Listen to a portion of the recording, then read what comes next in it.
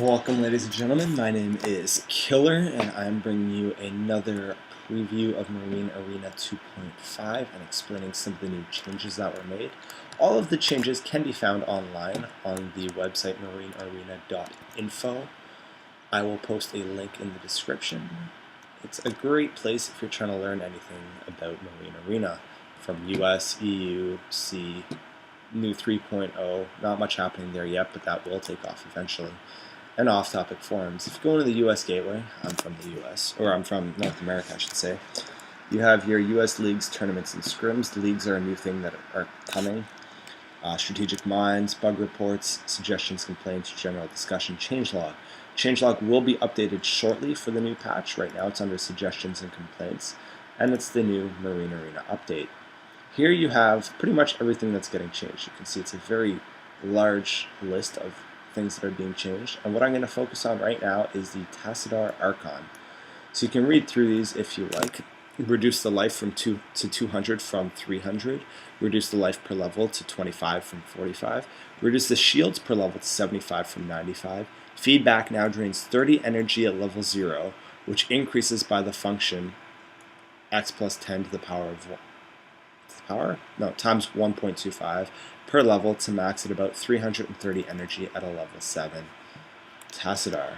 Feedback now has 3 seconds. Reduce the energy cost of feedback to 25 energy down from 50.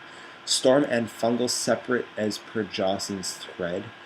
I'll get into that a bit later, but basically Tassadar and High Templar Archon have separate storms.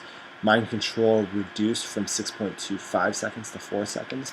Mind Control projectile slowed down a little, and the Tassadar force field scaling. Level 0 to 3 is century-sized force fields. Level 4 to 7 is medium. Max level is fully sized. So I can show you right now that force fields are in fact small, and with the new force fields, they cost 50 energy to cast, which is the most expensive, and it will take you 3 force fields to successfully block off a choke, and this will leave you with no energy remaining. Or it will take you 2 force fields to block off the ramps, and you can get off 1 storm. Storms are currently dealing 50 damage over 2 in-game seconds, so clock time seconds. Whenever you are in the test mode, you can hit dash fit and you will get a fully energized, full HP on whatever unit it is you're trying to test. So force fields are smaller and your feedback range is greatly reduced. As you can see, it's very hard to feedback anything. And even if you do manage to pull the feedback at a low level, you are only draining 30 energy and doing 30 damage. Not even 30 damage. I don't know why that didn't deal the full 30 damage, but you're not able to totally counter something high level with a very low level unit. Again, for Storm, it's always the same radius that you can hit. So if I drop a Storm, you can see just how many Zerglings are going to get affected. Not very large. All these Zerglings have 735 HP. That was done by me, just so that later on I can show you and not all the units will die. So that's the level 0, and you'll also notice that all heroes will have a level 0, and you can see exactly what level it is your hero is, which is quite nice if you're trying to figure it out, and you don't just want to tell your ally, oh, my 900 upgrade is next. You can say, oh, I'm a level 7/6 hero. So here's all my Zerglings. Here's my next level Tassadar you can hold. Thank you. So you can see now with 1 upgrade, Psystorm costs 65 damage still to cast. You still have the small force fields, and you're dealing 75 damage over the course of 2 seconds. As you upgrade to your level 2 Tassadar, you're dealing 105 damage, same force field. You have a very marginally larger feedback range. It's not quite obvious. When it becomes obvious is if I take a level, this guy's level 6. He's not quite maxed yet. He's almost maxed. And you put them side by side, and you look at the feedback range. You can see this one can just reach the tip over there, and this one's nowhere close. It's not just because of where they're positioned.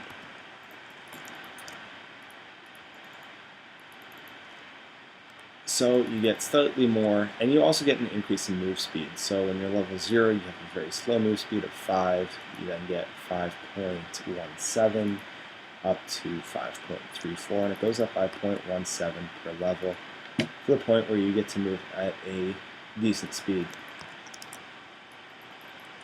Swing my Zerglings over here. You'll notice that the size of the area that High Templars can hit stays constant. You only hit a few Zerglings at a time. Well, you guys not all in hold position. Thank you. Storm, still hitting the same number of units. You're now dealing 140 damage, which is a nice increase, and you're still at the small force fields with a level 3 tassadar. As we increase the level of our tassadar to level 4, you'll notice that you have medium force fields that now only cost 40 energy to cast. 2 will very easily block off those chokes, and 1 will block off ramps. Your storm now does 180 damage.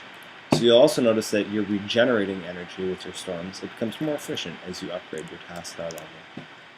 Take all my Zerglings, bring them down here, hold them, and just refill all their HP. So I'm going to put them on hold, make sure they stay there. Next level tassadar, you guys did not stay, thank you. Next level tassadar would be your level 5 tassadar. You are now doing 225 damage per storm, still on the medium force field. And you can now do drain of 194 energy from the target, and it deals 325 damage plus 1 damage per point of energy taken. So you're now getting close to the point where if you have an enemy tassadar, you force field and retreat, and you'll notice that it does almost 500 damage right there. And it drained all the energy. So as you get higher, you can drain more energy and do more damage. With Storm, you'll notice that the regeneration rate, you can easily gain back more energy than you used to cast Storm. Level 6 tassadar, you are now dealing 275 damage per storm, 375 damage per feedback, plus 1 damage per point of energy taken. Also does 50% more damage to heroic units, that's quite important. And you have a move speed of 6 as opposed to your 5. Still same small area for damage that you can do with the storm. The last level I want to show you is the level 7, and for that I'm actually going to have to upgrade once more. Here we go, maxed out tassadar. When you just have a regular tassadar, its move speed will max out at 6.18. You have a large force field that you can now cast, so you can see it's definitely bigger than the medium force field. So there's a medium, there's a large, it's a bit bigger. It's kind of nice. It costs 40 energy to cast, still 65 damage to storm, you're doing 330 damage. One thing that I would like to note is it doesn't matter if you buy heroic upgrades anymore. That used to increase your storm damage. It does not do that anymore. It's still only doing 330 damage. And you now have the ability to Archon warp. Once you start morphing an Archon, it is impossible to cancel, so make sure you're morphing it somewhere safely. Once it's finally done its morph, you get your HT-Archon. I'm going to spawn another 100 Zerglings, but I'm going to make it for Team 5 instead, put them on hold position. New HT-Archon. Storm does 330 damage over 2 clock seconds. It is the same as a maxed high temp regular tassadar, with the exception being that if you buy a heroic damage, it goes from 330 to 351. It increases by 21 per upgrade that you purchase. Storm is powerful as hell. These units only have 105 energy, hence why it did so much damage, but you can still see that the radius is actually the exact same as what you can target with a regular tassadar. Another thing that you now have is force field, of course. You have your large force fields. And you have mind control. So I'm going to go all the way back so you can see what the cast range is on this. When you mind control, it's a fairly large space that you're able to mind control. Here, I'll put these guys on the ramp. And I will mind control. When you mind control, you keep your opponent's upgrades. It doesn't convert to your own. You get a small boost in your unit. I think it is, I don't know exactly how much. You can see that they attack. Even if the enemy has their units on hold position, they'll go off of hold position to attack. And you can see how the projectile speed has changed. So you come up, you cast it, and you retreat. It's a okay cast range, but you can see the projectile actually moves now, so it's a little harder to cast accurately. And the mind control lasts a lot shorter. You also can't control individual units while they are mind controlled. So that is all for the High Templar and the High Templar Archon. I hope you have enjoyed it.